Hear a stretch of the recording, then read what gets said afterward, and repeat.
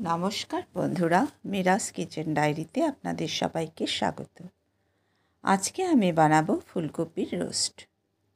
ফুলকপির রোস্ট বানাবার জন্য আমি ছোট্ট ঠাসা একটা ফুলকপি নিয়ে নিয়েছি। কপির ডাঁটাগুলো বাদ দিয়ে এই জায়গাটা ছুরি দিয়ে একটু চেরা দিয়েছি।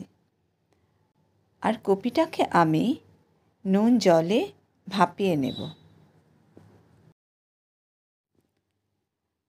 ভাপানো হয়ে গিয়েছে।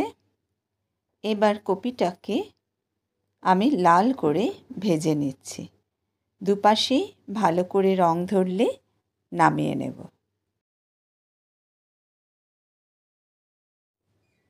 কপি ভাজার তেল 1 চামচ কড়াইয়ে রেখে তাতে মিডিয়াম সাইজের একটা পেঁয়াজ, 5-6 কোয়া রসুন, 1 ইঞ্চি আদার টুকরো, একটা টমেটো দিয়ে এগুলো একটু হালকা করে সতে করে নেব, যাতে পেঁয়াজ আর রসুনের কাঁচা গন্ধ চলে যায়।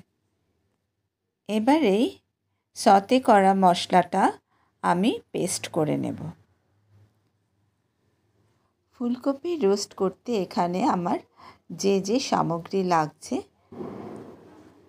পেঁয়াজ আদা রসুনের যে পেস্ট করেছিলাম সেই পেস্টটা লাগছে, ধনে গুঁড়ো, জিরে গুঁড়ো, গরম মশলা গুঁড়ো, হলুদ গুঁড়ো, লঙ্কা গুঁড়ো, কড়াইশুঁটি, ধনে পাতা আর লাগছে সর্ষের তেল।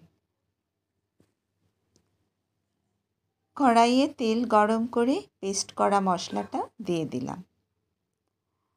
হালকা একটু নাড়াচাড়া করে তারপর একে একে গুঁড়ো মশলা যেমন ধনে গুঁড়ো, জিরে গুঁড়ো, হলুদ গুঁড়ো, লঙ্কা গুঁড়ো দিয়ে দিলাম। স্বাদ মতো নুন দেব।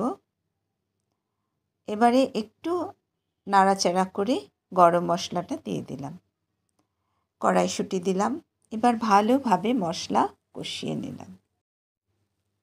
মশলাটা ভালো করে কষানো হয়ে গেছে। এবার ফুলকপিটা দিয়ে এপিট ওপিট নাড়াচাড়ি করে 1 বাটি গরম জল দিয়ে দিলাম। আর কড়াইটা আমি ঢাকা দিয়ে দিলাম। মিনিট 10 পরে যখন জলটা টেনে আসবে, মশলা গা মাখা মাখা হয়ে গেল, তখন ফুলকপিটা একটু চেক করে নিতে হবে সুন্দর নরম হয়েছে কিনা। দেখে ধনে পাতা দিয়ে নামিয়ে দেব। হয়ে গেল স্বাদিষ্ট ফুলকপির রোস্ট। সামান্য মশলা দিয়ে এত সুন্দর ফুলকপির রোস্ট ভাবা যায় না। জাস্ট অসম। খেতে দারুণ হয়েছিল। বন্ধুরা, আমার এই ভিডিওটি দেখে আপনাদের যদি ভালো লেগে থাকে একটা লাইক দিয়ে দেবেন আর শেয়ার করে আমার পাশে থাকবেন।